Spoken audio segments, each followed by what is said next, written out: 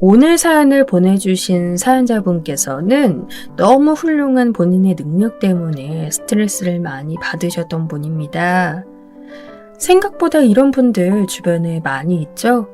이런 능력을 감추고 있다가 주변과 마찰이 있으셨는데 아주 훌륭하게 극복해내신 사연입니다.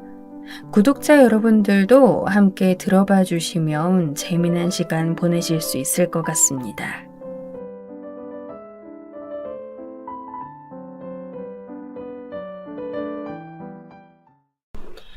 안녕하세요. 저는 40대 여성입니다. 서울 살고 있고요.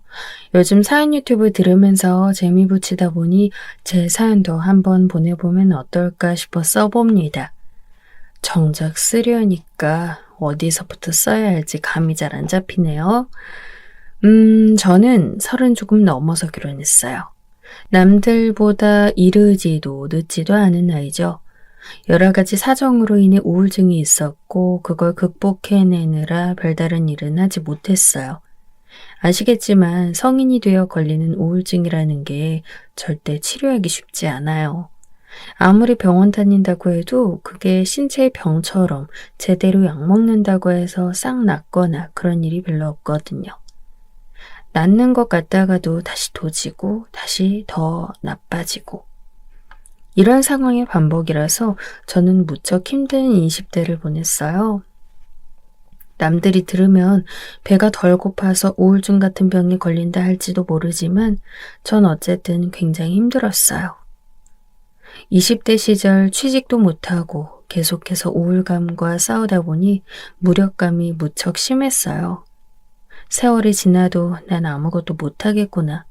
내가 대체 왜 이러고 있지? 이런 생각들이 계속 들어서 뭘 하려다가도 할 수가 없는 지경이었거든요.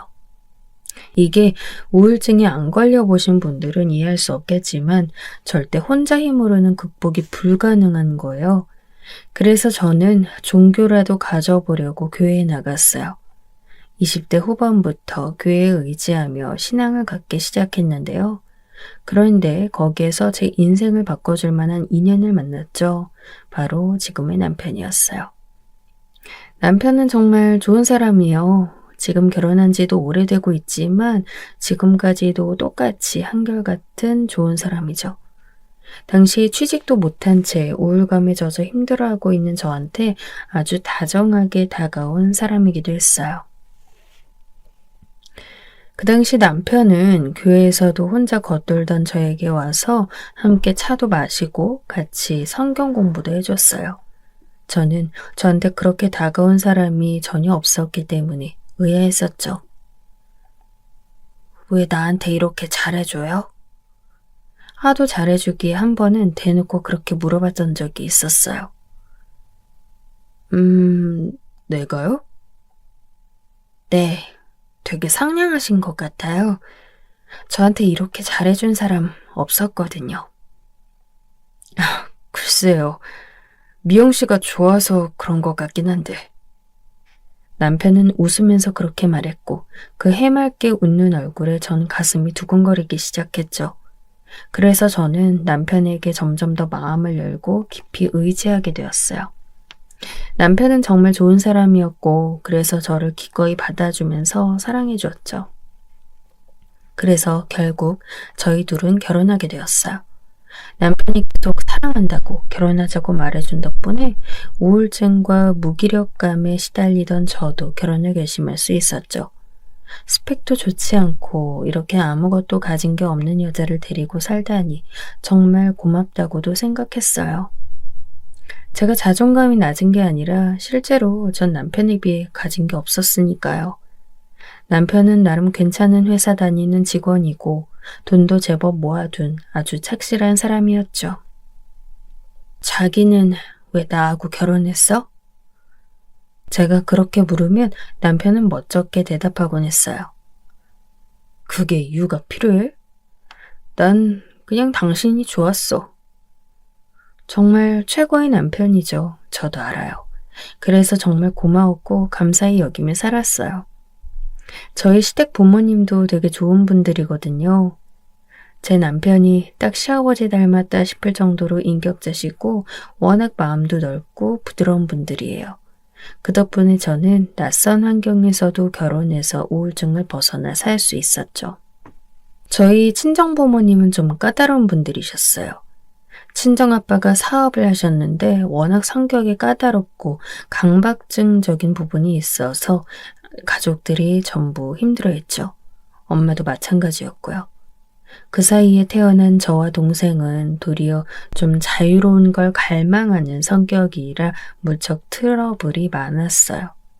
그래서 제 생각엔 제가 성격적으로 우울해지고 정신적으로도 침체되었던 것 같아요.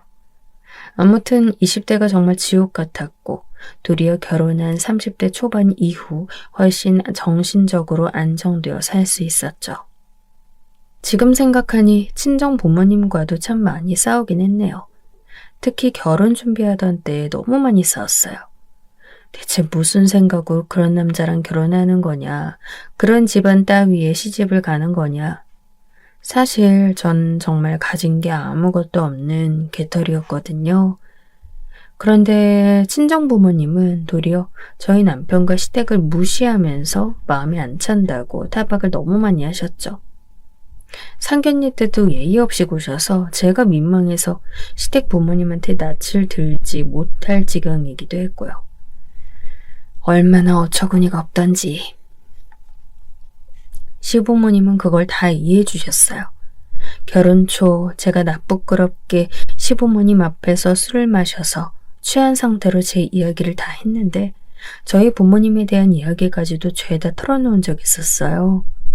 시부모님은 그 이야기를 제 술주정에 가까운 그 이야기를 전부 들어주시고 절 조용히 위로해 주셨었죠. 그런데 어떻게 제가 저희 시부모님을 사랑하지 않을 수 있을까요? 시아버지는 택시를 운전하셨고 시어머니는 간혹 아르바이트 개념으로 나가서 일하시는 분이었어요. 사실 시댁이 그렇게 잘 사는 편은 아니었죠. 아마 제 아버지는 그게 정말 싫은 모양이었지만 저는 돈이 적은 게 낫지 감정적으로 말라붙은 친정에선 살 수가 없더군요. 그런데 남편한텐 1살 더 어린 남동생이 한 명 있었어요. 저한텐 시동생이죠. 이분이 남편보다 먼저 결혼했어요. 나중에 듣기로는 혼자 임신을 해서 급하게 결혼해야 했기에 어쩔 수 없이 형인 남편보다 먼저 결혼하게 되었다고 하더군요. 동서는 평범한 사람이었어요. 저보다 3살 아래라 아무래도 젊기도 하고 패션 센스도 있고 세련된 느낌의 여자였죠. 그리고 애를 빨리 낳아서 기르고 있어서 딱 그 나이 때 젊고 세련된 애기 엄마란 느낌이 있었어요. 시댁에서 제일 싫은 사람을 꼽자면 동서였어요. 제가 손윗 사람인데 본인이 먼저 결혼해서 이 집안에 들어왔다는 이유로 자기가 손윗 사람처럼 굴곤 했어요.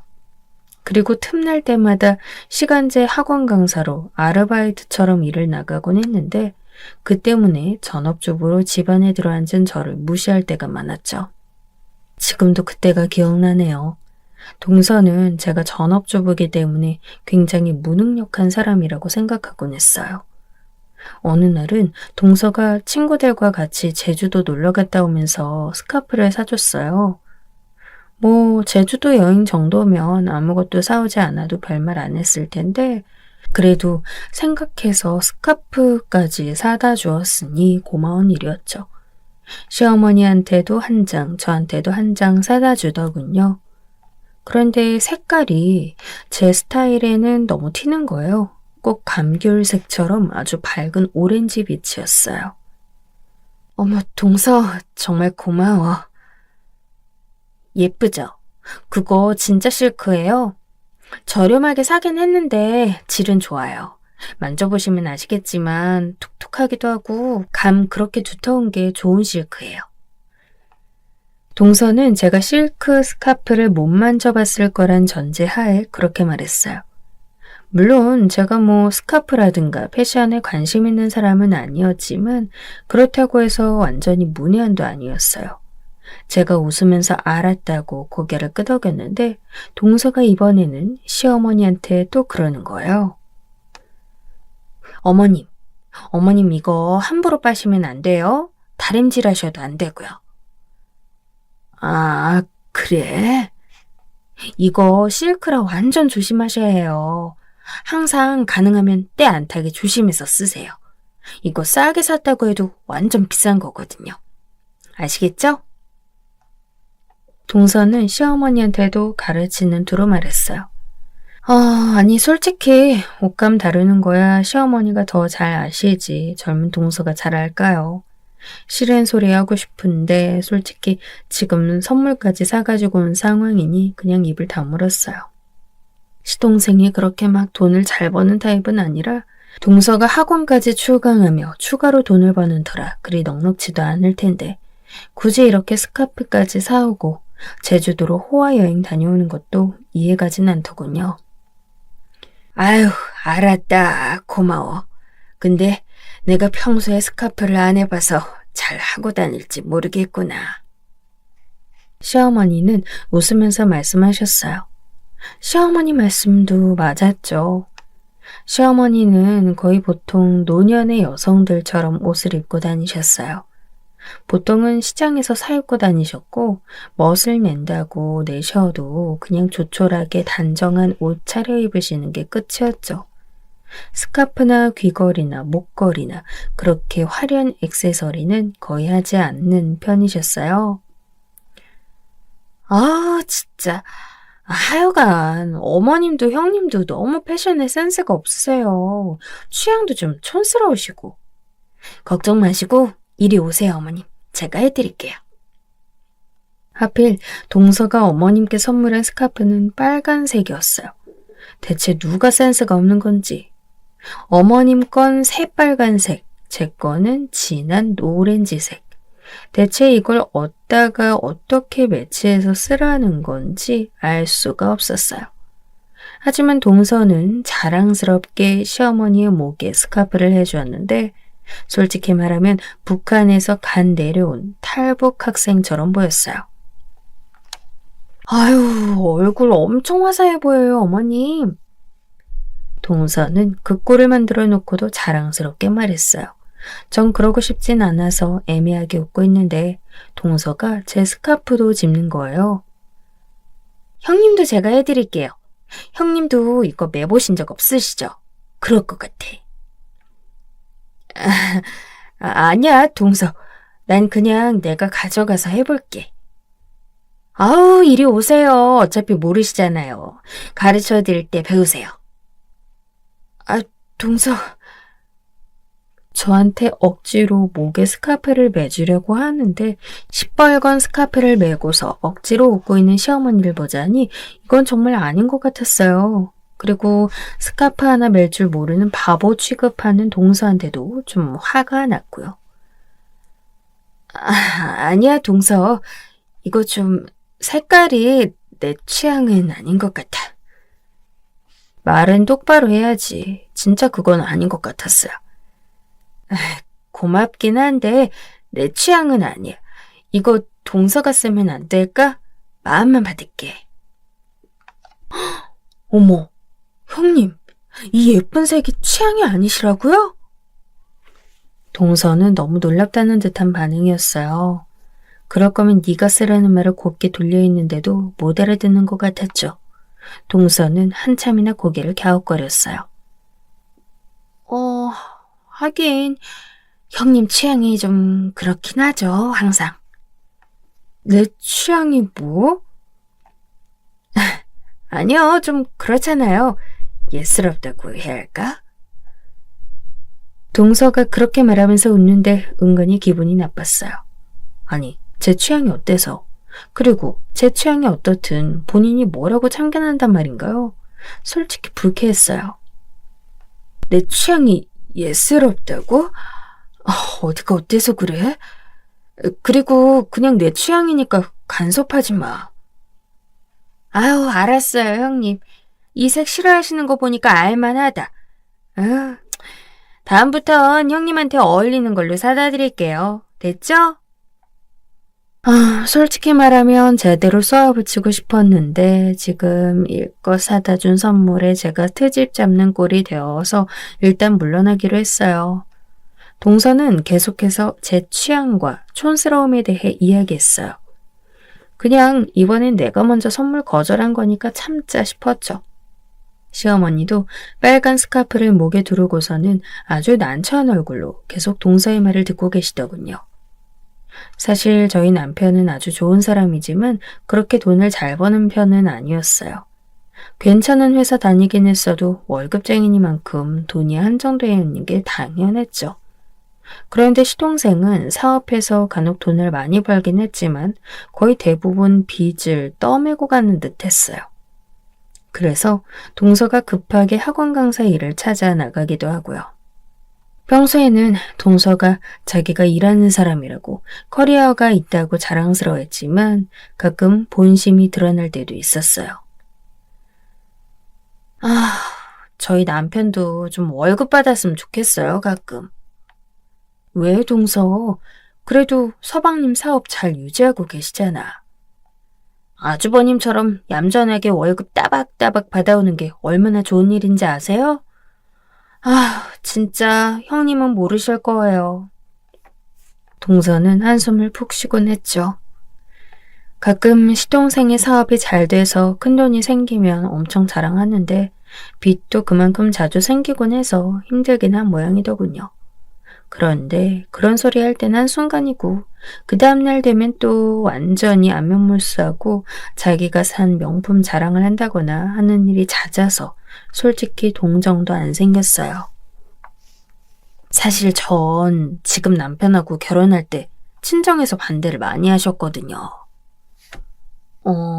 동서 그랬구나. 네, 형님은 안 그러셨겠지만 저희는 친정도 잘 살고 저도 4년제 인서울대학 나와서 좀 저희 남편하고 스펙 안 맞는다고 친정에서 엄청 뭐라고 하셨어요. 뭐 저희 친정도 그러긴 했지만 동서한테 굳이 그런 이야기 하고 싶지 않아서 그냥 입을 다물었어요. 동서는 사업을 못하는 남편과 만나서 사는 게 얼마나 힘든 일인지를 한참 토로하다가 그런 소리를 하더군요.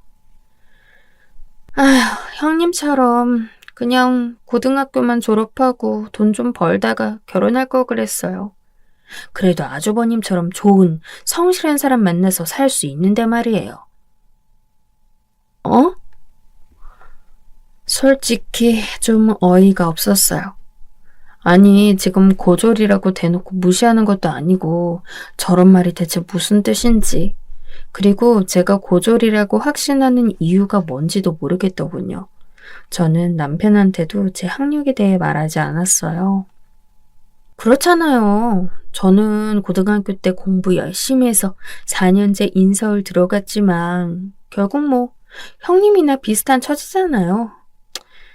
형님은 그냥 고등학교 잘 나오시고 대학은 안 갔어도 좋은 남편 만나 편하게 살고 있고요. 그런가? 어처구니가 없어 말도 안 나왔어요. 이런 사람하고 굳이 더 말을 섞기가 싫어서 저는 해명하지 않고 그냥 입을 다물었어요. 동서는 그 후로도 한참이나 더 자기 신세에 대해 한탄을 했었죠. 동서는 저를 무시하면서도 은근히 제 처지를 동경했던 것 같아요.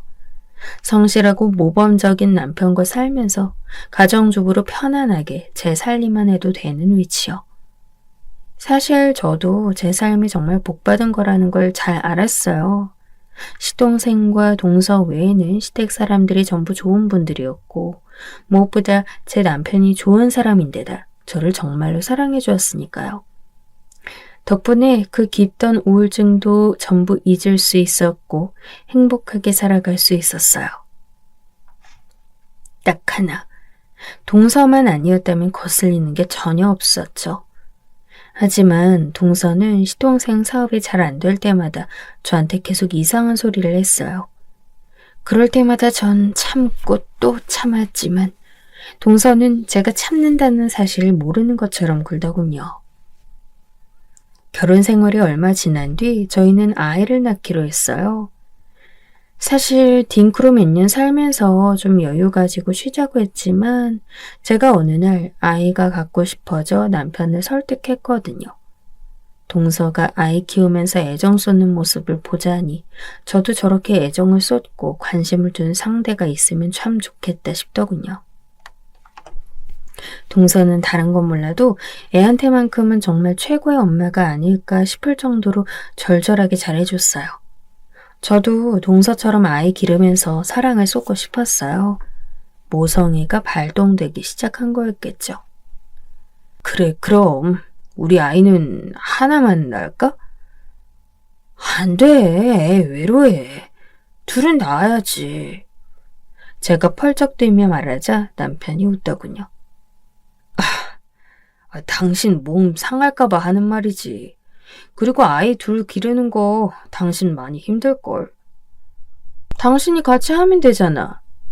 물론 같이 하지. 하지만 역시 힘들긴 할 거야. 그건 그렇지만... 고민이 되더라고요. 일단 한 아이를 낳으면 동생을 빠른 시간 안에 가져야 한다고 생각했어요. 너무 터울이 많이 지면 형제가 같이 어울리지 못할 것 같아서요. 그래서 남편하고 고민을 해보자고 했죠. 한참 생각을 해보면서 전 시부모님한테도 이런 이야기를 했어요. 그랬더니 시부모님은 네가 원하는 대로 해라. 우리는 별말 할 거 없다. 말씀을 하셨어요. 실제로 시어머니든 시아버지든 두 분 모두 아들을 딱히 원하지 않으셨죠. 요즘 세상에 손자 손녀 뭐가 중요하니? 넌 그냥 건강한 아이 낳아서 잘 기르면 되는 거란다. 시어머니는 항상 웃으면서 그렇게 말씀하셨죠. 그 말씀도 맞았고요. 저는 아들 하나 딸 하나 낳고 싶어요. 너무 예쁠 것 같아요. 그런데 그이는 애는 하나만 낳는 게 낫지 않냐고 하고요. 사실 하나보다 둘 기르는 게 어렵긴 해. 하지만 그게 애 기르는 어려움이 2배가 되는 건 아니란다. 하나 기르는 어려움에 조금 더 플러스 되는 정도지. 시어머니는 그렇게 다정하게 조언해 주셨죠. 그러고 보니 애가 둘이라고 해서 어려운 게 2배가 되진 않을 것 같았어요.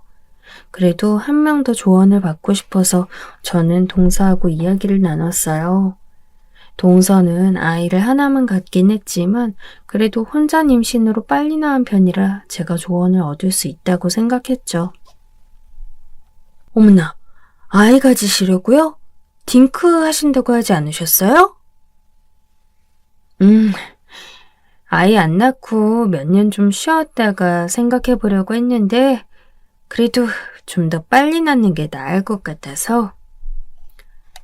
하긴 형님 나이가 있으니 빨리 낳아도 늦은 거네요. 늦은 나이에 낳으면 애 기억날 확률 높다던데. 동서가 그렇게 말하는데 첫 마디부터 기분이 확 상했어요.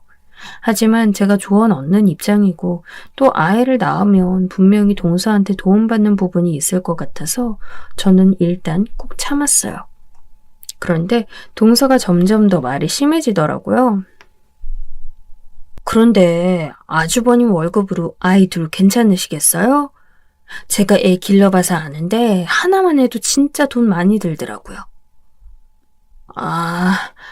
역시 비용이 많이 들지? 네, 진짜 많이 들고요. 거기다가 형님이 연세도 있으셔서 애 돌보기 만만치 않으실 거예요. 막 무릎 관절도 아프고 팔꿈치도 아프고 장난 아니에요. 하나만 낳는 게 낫나 그럼? 전 그렇게 생각해요. 그래서 저 건강하고 젊어도 하나만 낳고 말았잖아요. 동서는 말끝마다 자기가 젊고 건강하다는 사실을 어필했어요. 저는 좀 어이없었지만 그냥 그러려니 하고 넘어갔어요. 젊다는 건 분명 장점이긴 하고 저도 아이 낳는 데 있어서 노산인 건 확실했으니까요. 근데 아주버님 임신은 확실히 가능하시대요? 그게 무슨 말이야? 연세 드실수록 좀 더 임신 가능성이 낮아지거든요. 여자나 남자나 둘 다. 가족 계획이 문제가 아니라 그거부터 체크하셔야 할 것 같은데? 아, 정자랑 난자 다 건강한지부터 병원 가셔서 검사하시는 게 좋아요. 아, 이게 되게 직설적인 말인데요. 의학적으로 말씀드리는 거예요. 사실 제 친구들도 시험관 낳는 친구들이 엄청 많거든요. 미리 좀 점검해 보시는 게 좋아요. 너무 나부끄러운 말들이긴 했지만 그래도 동서 말이 틀린 건 없었어요. 솔직히 이렇게까지 적나라하게 말을 해야 하는 건가, 그래도 친척 간에 이런 식으로 직설적으로 말해도 되는 건가 싶었지만 한번 병원에 가볼 필요는 있다고 생각이 들었어요. 그래도 이런 조언이 분명히 경험자에게서 나올 수 있는 거라고 생각이 들어 고마웠죠. 다음 날이 나오기 전까지는 말입니다. 그리고 유전자도 잘 생각해 보셔야 해요. 아주버님도 뭐 그렇게 좋은 대학 나오신 거 아니잖아요? 물론 성실하시고 모범적이시지만 그래도 공부 잘하지는 못하셨던 거 고려하셔야 하고. 애기 낳아서 머리 나쁘면 되게 속상해요. 뭐 형님도 고등학교까지만 나오셨음 공부를 그렇게 잘하시진 않았을 텐데 머리 좋지 못한 아기는 그냥 하나로 끝내시는 게 좋아요. 저는 우리 애기 머리가 너무너무 좋다고 생각하는데 학업 계속 시킬 만한 돈이 부족한 것 같아서 하나로 끝낸 거라 좀 아쉽긴 하지만요. 이게 무슨 소리야 싶더군요. 아니, 저희 남편이 지방대학 출신이긴 했어요. 동서는 인서울이었고요. 그런데 그게 그렇게 차이가 크게 나나요? 남편은 대학과 상관없이 좋은 직장에서 안정적으로 돈 벌고 있는 사람이었고 무엇보다 모범적이고 아주 성실한 사람이었어요. 너무 어이가 없어 화낼 타이밍도 놓쳤는데 동서는 눈치를 보더니 깔깔거리면서 곧장 다른 주제로 말을 돌렸어요. 속에서 열불이 나더군요. 그런데 일단 그래도 아이 낳으면 동서한테 도움받을 게 있겠다 싶고 시댁이 너무 평화로운데 괜히 분란 일으키기 싫어 그냥 입을 다물었어요. 그런데 그때 이거 계속 가만히 있으면 안 되겠다는 생각이 들었어요. 솔직히 동서의 말이나 행동이 너무 도를 넘을 때가 많았거든요. 저도 그렇게 얌전한 성격은 아닌데 그저 시댁 부모님과 저희 남편이 너무 좋아서 제가 얌전히 있으니 동서가 아주 한도를 모르고 말을 막 하는 것 같더군요. 저는 집에 와서 남편한테 그런 이야기들을 전부 했어요. 남편은 좀 심각한 얼굴이 되더군요. 아니, 재수 씨가 자꾸 왜 그러지? 몰라. 본인이 인서울대학 나왔다는 게 인생에서 이룩한 전부인가 봐. 정말 그런가 보네. 좀 적당히 좀 하지. 당신이 이렇게까지 참아주고 있는데 말이야. 내 말이. 제가 화를 내니까 남편은 절 끌어안으면서 괜찮다고, 화내고 싶으면 그냥 화내라고 말해주었어요. 동서에 대해서 제가 참기만 하는 게 안타까운 것 같더군요. 그래도 저는 남편의 얼굴을 봐서, 그리고 저희 사랑스러운 시부모님 얼굴을 봐서 화를 내고 싶지 않았어요. 그리고 굳이 동서하고 사이가 나빠지고 싶지도 않았고요. 그런데 동서가 그렇게 두지 않더군요. 그러던 와중 또 사단이 일어났어요. 전 이래 보여도 책에 관심이 좀 많은 편이었어요. 그래서 집에 책을 많이 사서 보관하면서 읽었고 그중엔 원서도 있었죠. 동서가 하루는 저희 집에 와서 둘러봤는데 책장을 보다가 깜짝 놀라서 눈을 크게 뜨더군요. 어머, 영어 원서도 있네요? 그냥 사놨어. 해리포터네? 재밌겠다. 그런데 이거 사놓으면 누가 읽어요? 아주버님 이거 읽으실 수 있어요? 정말 순수하게 궁금하다는 듯한 말투라 저는 화를 내야 하는지 아니면 그냥 순수하게 대답을 해줘야 하는지도 모르겠더군요. 아니, 해리포터 정도 되는 원서, 적당히 영어 교육 받은 사람이면 천천히라도 읽을 수 있는 거 아닌가요? 그리고 그게 읽는 용이 아니라 공부용일 수도 있잖아요. 왜 저런 소리를 하는지 정말 그 심리를 이해를 못하겠더라고요. 뭐 그냥 표지도 예쁘고 해서 사놨어. 동서의 물음에 굳이 대답해주기도 싫어서 전 이렇게 돌려서 대답했어요. 그랬더니 동서가 희죽거리면서 웃고 갑자기 책장을 샅샅이 보더니 해리포터와 영어 원서 동화책 몇 개를 골라서 꺼냈어요. 그건 왜 꺼내? 형님, 이거 저희 주세요. 이 집에선 읽을 사람 없겠지만 저희 애는 영어 잘하거든요. 이거 읽힐 수 있을 것 같아요. 뭐? 저는 너무 뻔뻔한 동서의 말에 어처구니가 없어서 빤히 동서를 바라봤어요. 하지만 동서의 얼굴 표정은 하나도 어두운 기색이 없더군요. 빌려달라는 것도 아니고 아예 달라니 대체 어디서 저런 뻔뻔함이 나오는 건가 궁금할 지경이었죠. 안 돼. 그거 양장본이라서 비싸게 주고 산 거야. 형님, 이거 책은 읽는 용이에요. DP용이 아니라고요. 뭘로 쓰든 그건 내 마음이지. 안 그래, 동서? 애한테 원서 읽히고 싶으면 사서 읽혀. 남의 책 탐내지 말고. 저는 화가 나서 전에 없이 냉정하게 끊어내고 책을 뺏어서 다시 책장에 꽂아놨어요. 동서는 황당하다는 얼굴이 되더니 곧 표정을 굳히고는 쌩하니 나가버리더군요. 저는 그 일은 그렇게 마무리되는 줄 알았어요. 그런데 며칠 뒤 동서한테 전화가 오더라고요. 형님, 저 지금 집에 가도 되나요? 집에? 나 지금 집에 있긴 한데. 저희 애랑 가려고요. 뭐? 갑자기 동서애가 애랑 같이 온다니 좀 황당했지만 전 일단 오라고 했어요. 저도 집에 있는데 굳이 오지 말라고 할 이유가 없었거든요. 그런데 동서는 현관문을 열고 조카를 데리고 들어오더니 곧장 싱글벙글 웃으며 애 손을 놔줬어요. 애는 5살이라 아직 아무것도 모를 때였죠. 자자, 가서 빨리 책장 봐봐. 그런데 그 아무것도 모르는 어린이한테 동서가 책장에 가라고 재촉하는 거예요. 조카는 뒤뚱거리면서 빠른 걸음으로 달려가 책장에 매달렸죠. 동서는 제 눈치를 보다가 조카 손에 원서 몇 권을 쥐어주었어요. 제가 아끼고 애정하는 양장판의 비싼 원서였죠.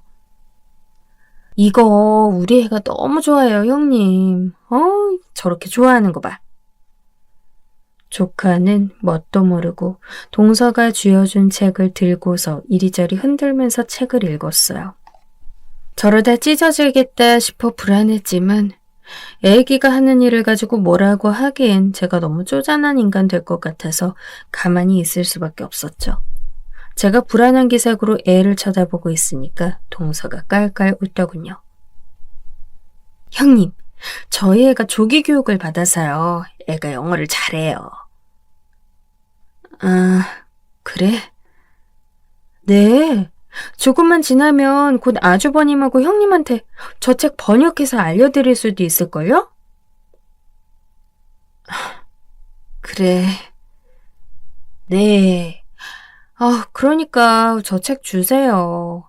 우리 딸한테 형님 영어도 배울 기회 없고 좋잖아요. 순간 머리가 아찔할 만큼 화가 났어요. 그것도 모르고 동서는 계속 나불거렸어요.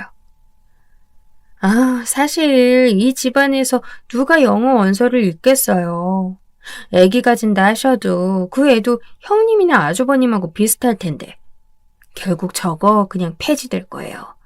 그냥 원서 주시고 나중에 애한테 영어 배우세요. 우리 애도 열심히 가르쳐 줄 거니까요. 저기 동서, 머리가 아프더군요.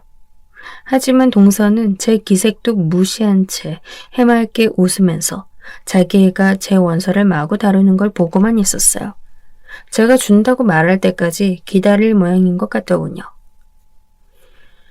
동서, 인서울대학 나왔다고 했던가?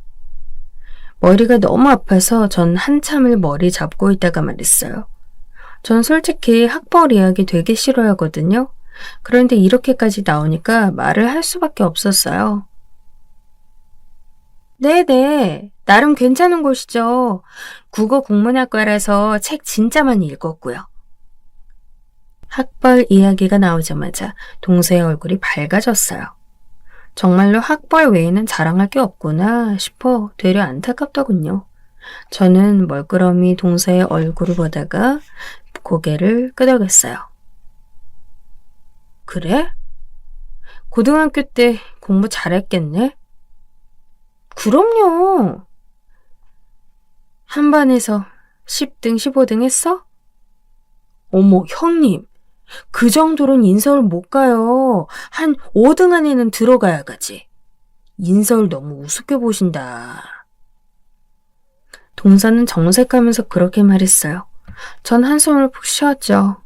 저렇게까지 학벌에 집착하는 꼴이 너무 우스웠어요. 저는 책장 한 구석으로 가서 천으로 덮여져 있는 곳을 열었어요. 거기는 제가 20대 시절의 우울증의 원인이었던 증거물이 꽂혀 있었죠. 바로 졸업 앨범이었어요. 이거 보여줄까? 저는 그걸 가지고 와서 동서 앞에 내려놨어요. 벨벳으로 감싸진 큰 졸업 앨범을 보고 동서가 고개를 갸웃하더군요. 어머, 이게 뭐야? 어머, 뭔지 알겠어? 아, 이거 서울대 졸업 앨범이잖아요. 형님이 이걸 왜 가지고 있어요? 놀란 눈으로 동서는 졸업 앨범을 이리저리 뒤집어 봤죠. 그리고 저는 졸업 앨범을 열어서 맨 앞장에 끼워놨던 졸업 증명서를 꺼내서 내놓았죠.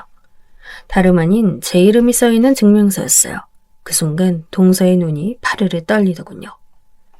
형님, 이거 뭐예요? 갑자기 기세가 죽은 목소리가 우습더군요. 전 조용히 말했어요. 서울대 졸업증명서지 뭐야. 그런데 왜 형님 이름이... 내가 졸업했으니까 써있겠지. 설마요. 못 믿는 눈치여서 저는 좀 웃었죠. 전 그래서 졸업 앨범을 열고 제 사진이 있는 곳을 보여줬죠. 20대 시절에 제가 웃으면서 그 자리에 있었어요. 사실 저는 이 졸업 앨범도 졸업 증명서도 좋아하지 않았어요. 왜냐하면 저는 20대 시절에 너무 큰 압박을 받아서 스트레스 받았고 그래서 우울증을 겪었으니까요. 보통 공부를 잘해서 명문대를 가면 그것만으로도 인생의 목적을 달성했다고 생각하는 사람들이 많죠. 하지만 직접 겪어보면 전혀 그렇지가 않아요. 서울대 가면 공부할 것은 더 많고 그만큼 더 큰 성취를 이루길 바라는 사람들이 잔뜩 쌓여있죠. 저는 그런 끝도 없는 경쟁 상태에서 너무 스트레스를 받아 우울증을 겪었어요. 20대 시절 정말 친구 하나도 없이 계속해서 우울감에 빠져 있다가 교회에 다니면서 간신히 정신적인 건강을 되찾은 것이 20대 후반의 일이었죠. 바로 지금의 남편을 만나서 간신히 정상으로 돌아온 거예요. 서울대 법학과, 그게 제가 졸업한 곳이었죠. 동서는 정말 생각도 못한 일이었는지 눈을 굴리면서 계속해서 믿을 수 없다는 듯 제 졸업사진과 졸업증명서를 번갈아 보았어요. 서울대 법학과라고요?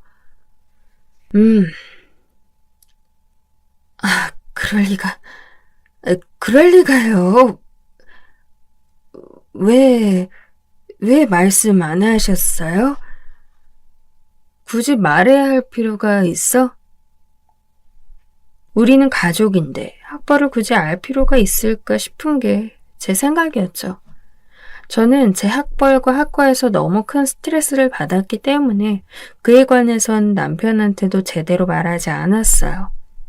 다만 남편은 언젠가부터 제가 학벌에 대해 굳이 이야기하지 않고 그냥 묻지 말아달라고 했던 것을 알고 있어서 고졸은 아닐 거라는 사실을 어렴풋이 아는 정도였죠.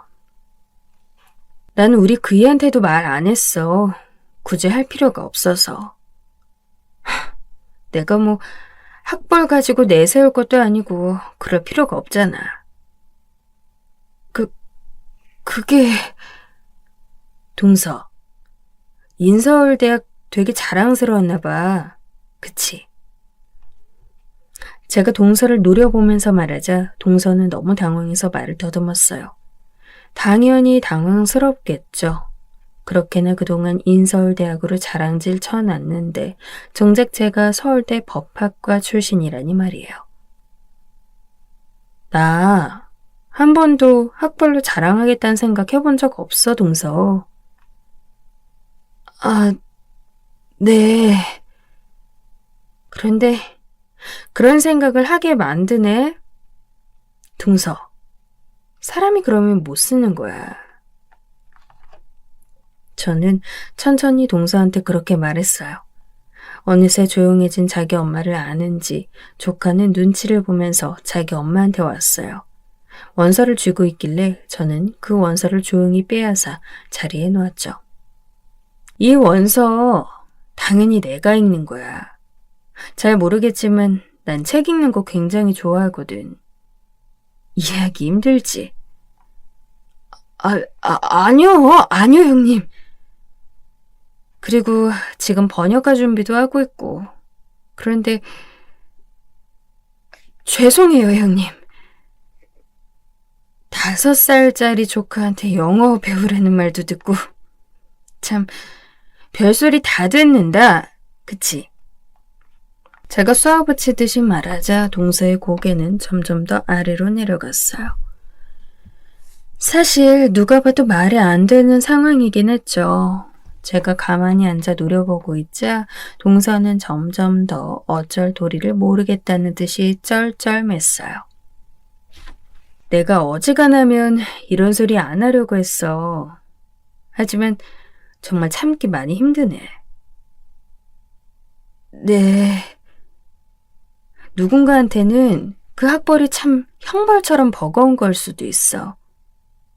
동서, 난 서울대 학벌이 싫어서 우울증까지 왔으니까.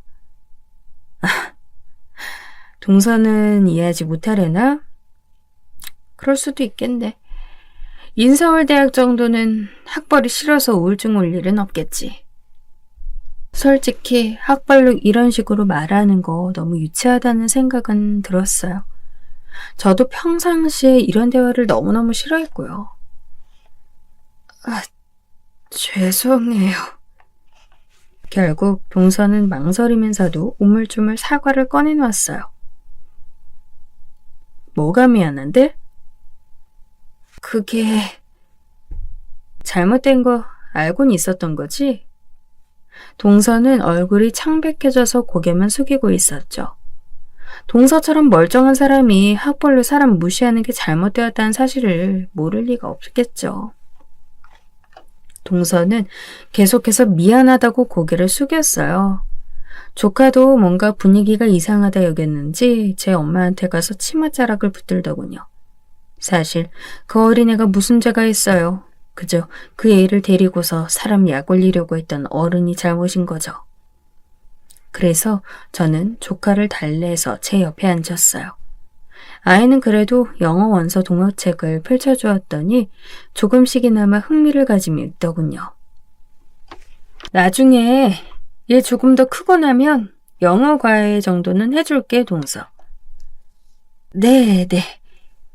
동서는 국문학 전공이니까 영어는 내가 나을 거야. 이래봬도 지금 번역가 준비하고 있는 중이니까. 네. 정말 잘못 걸렸다는 표정이 동서의 눈에 지나갔어요. 서울대 법학과를 나왔다는 건 솔직히 말하면 다른 어떤 방면으로든 공부론 지지 않을 자신이 있다는 뜻이기도 했어요. 번역가도 정말 힘든 일이지만 저는 그래도 열심히 준비한 지 꽤 오래된 편이라 자신 있었죠. 남편한테도 말하지 않고 낮에 원서로 공부하면서 준비했으니까요. 동서는 한참이나 말을 꺼내지 못하고 고개만 숙이고 있다가 차도 한 잔 다 마시지 못한 채로 돌아갔어요. 얼른 일어나서 도망가듯이 나가는데 저도 굳이 붙잡진 않았고요. 그날 저녁에 남편이 퇴근해서 왔는데 전 남편에게 저녁을 주고선 먹는 모습을 지켜봤어요. 남편은 의아한 듯이 고개를 갸웃거렸죠. 왜? 그게 할 말이 있어서. 할 말? 무슨 말인데? 당신이 이런 식으로 할 말 있다고 하는 거 처음인데 하면서 남편이 웃더군요. 그래서 저는 여태까지 남편한테도 말하지 않았던 제 학벌에 대한 이야기를 털어놓았어요. 남편은 진지하게 제 이야기를 들어주다가 고개를 끄덕이더군요. 오, 당신이 정말 똑똑한 사람이라는 건 이미 알고 있었지만, 역시나 서울대 출신이었구나. 아, 그래? 티가 났어? 누가 봐도. 남편은 확고하게 말하면서 웃더군요. 저는 20대 시절 깊은 우울증을 앓았던 때에도 저한테 확신 가지고 다가와준 남편을 기억하면서 지금의 남편이 보여주는 반응도 정말 기뻤어요. 제 학벌이 아닌 저 자신을 보고 판단해주는 사람. 그런 사람이 제 남편인 거니까요. 그리고 그 이후로 동서는 아주 얌전해져서 다시는 학벌 이야기를 꺼내지도 않았어요. 그리고 저는 남편의 전폭적인 지원 아래 번역가의 길로 들어서서 나름대로 괜찮은 경력을 쌓아가고 있답니다. 제 이야기는 여기까지입니다. 끝까지 들어주셔서 감사합니다.